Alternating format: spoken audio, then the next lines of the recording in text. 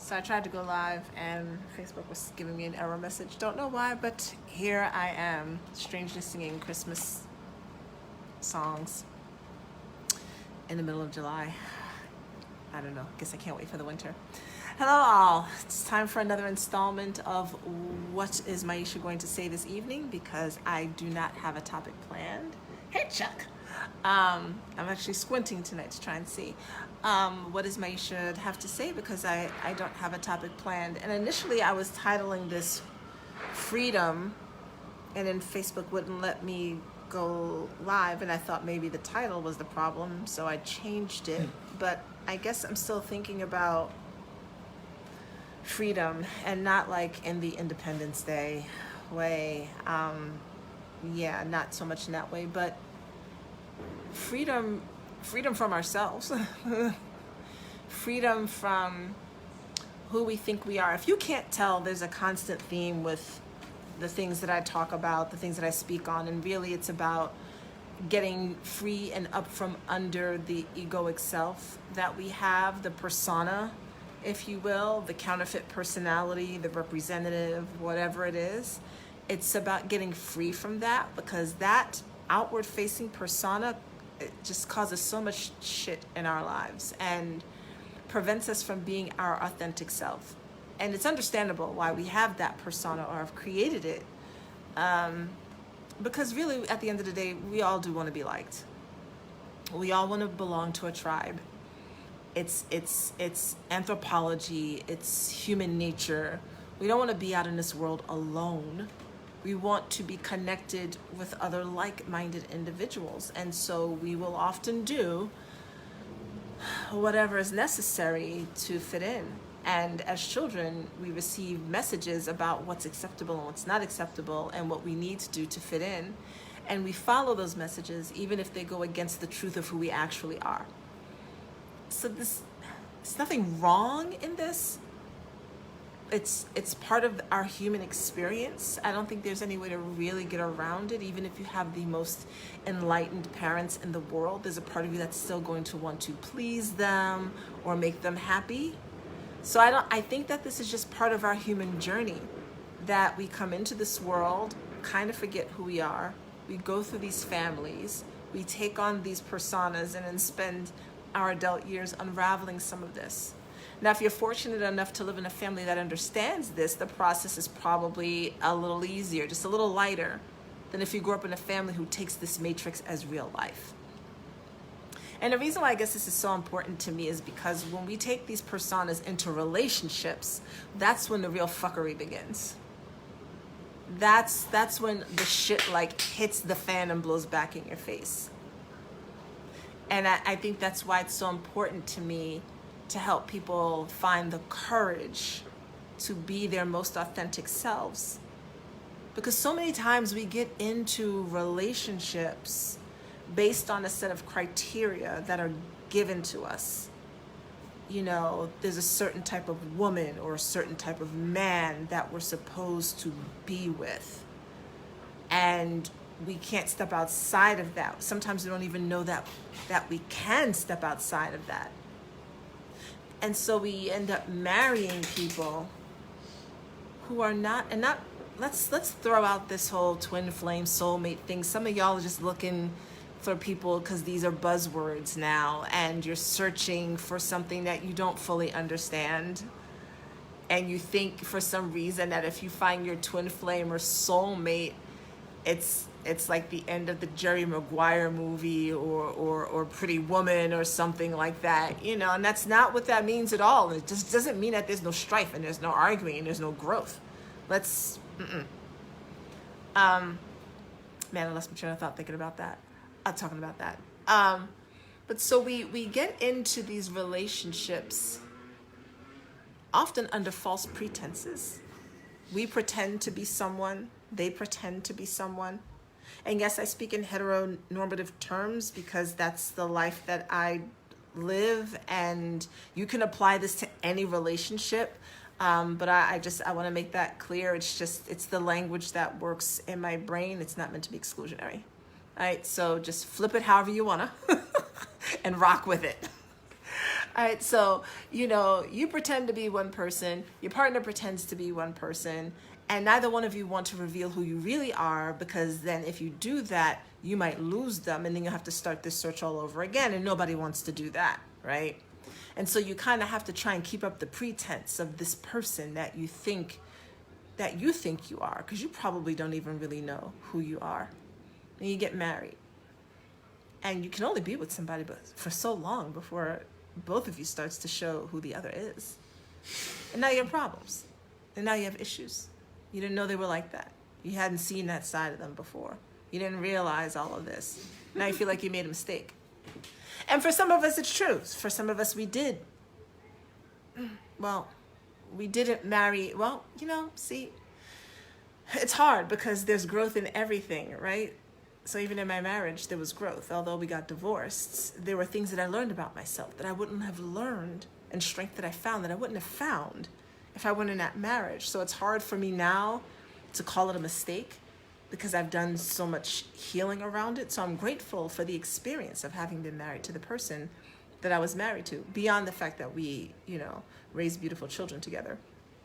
But I don't necessarily want to see it as a mistake. However, you can get into relationships where the lessons are not quite so painful. But to do that requires you to take an honest inventory of who you actually really are, as much as you can, because you're going to grow and evolve over time. But you can't take that assessment if you're still living in your egoic self, if you're living in the I am this person. I am Maisha. I am an African-American woman. That is who I am. That is the totality of me. When it's not. There's so much more than that. But when we stay stuck in that and stuck in what we think we're supposed to be doing, as opposed to following what our soul is saying, well, now we find ourselves in a relationship with someone who's also stuck, isn't listening to what their soul is saying. I don't want that for people. And like I said, I want it for people because I did it for myself. And I see so many people getting involved in relationships where they don't actually know who they are. And so they're picking people who aren't actually who they're supposed to be with. And they're picking them on other criteria. Men who really like free-spirited women but keep choosing women who aren't as free-flowing with their emotions. Women who are free-spirited, who keep choosing men who are rigid. And there's balance in there that can be found in the nuance of it, right? That's a possibility. It's a possibility. People who marry someone for appearance's sake, and I'm not talking about culturally arranged marriages because I'm not going to dig in on someone else's cultural traditions if it's really benefiting the culture. So I don't want to do that, and I'm coming from a Western mindset. So I really can't speak to those traditions in that manner either. I can't say anything about them. I haven't lived them. So I can only speak from Western society, individualistic, me, it's all about me. These are always the themes of mine when it comes to uncovering the self and dealing with the self. Because when we do that, then we can avoid constantly saying, hurt people, hurt people. When we work through our own ego shit, and it doesn't mean it disappears. It means that we know it, we acknowledge it, and we can see it. So, for instance, two people get into an argument, over, I don't know, the dishes. Let's just keep it easy. Get into an argument over the dishes.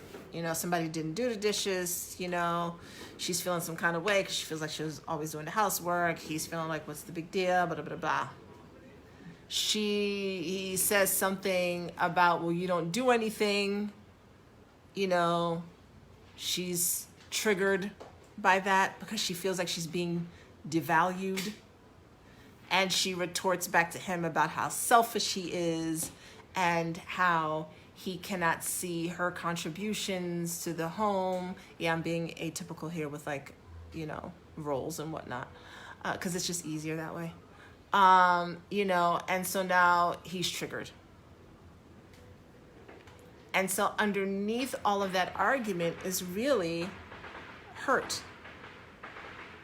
Someone not feeling heard. Someone feeling dismissed. But that's not what we say, because we don't want to be vulnerable in our relationships, because our ego comes into play. Like, I'm not going to let that person know that they did that to me or made me feel that way, right? So you argue, you're pissed, because anger is easier. Anger is easier than hurt. Anger is easier than vulnerability. That's the ego shit. That's the I'm not gonna let my guard down. I'm not gonna let them know. You know, how many of us say when we're in the midst of an argument with our partner, how many of us actually say, wow, what you said right there, that really hurt my feelings. I feel hurt behind that. No, we won't go off. We want to yell instead. We want to walk away. We want to slam doors. We want to withdraw. It's the ego shit. So I focus a lot on that, and I focus a lot on people finding freedom from those restrictions that they've put on themselves. Because when you uncover your authentic self, the world is a different place. And sometimes it's lonely. It is. Sometimes it's lonely if you don't yet find your tribe. But I encourage you to do your best in finding out who is the truth of you underneath the layers that have been put on top of you. When you find the truth of who you are, you will then send out a vibration signal to others of similar vibration, and you will find your tribe. They will find you in the most unexpected and beautifully delicious ways.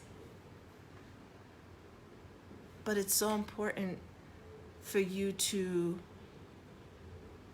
free yourself from yourself in order to create those other relationships, whether they be romantic, platonic, or otherwise, that represent the fullness of your soul's wanting. Because you didn't come here just to like eat, sleep, and shit.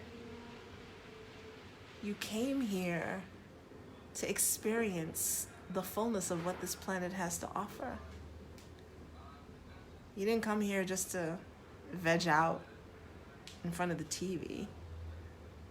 Try to forget about life. You can't forget about life. You're living it. You came here to have so much fun in this classroom. And so tonight on this most auspicious, well, it's probably not even the word. Tonight on this real full moon with the eclipse and all the planets doing all that they're doing, I encourage you to take time and feel into what parts of you are in the way of you discovering your truest self. Who are you afraid of disappointing if you walk away from that 6-figure job? Who are you afraid of hurting if you step away from this relationship that you know is not where you are supposed to be? What will you have to give up to love the person that you know you really want to love? Write it down. Say a little prayer over it. Burn that sucker. Pff. Remove the obstacles. take some time this weekend to free yourself from yourself. That is my hope for you. And on that note, it is time for a ritual bath from me before I set up my altar, light my candles, and do my ritual for the evening. I'm still debating if I'm going to incorporate orgasmic power with that, because you know, sex magic is my thing. So I haven't decided yet if this calls for an orgasmic boost or not. I'll feel into it. I will. But yeah, I encourage you to have your ritual however you'd like this evening. Just free yourself from yourself. I will see you all back here tomorrow evening. Probably same bat time, same bat channel. Yeah, because I love Catwoman. Have a good night all. Bye.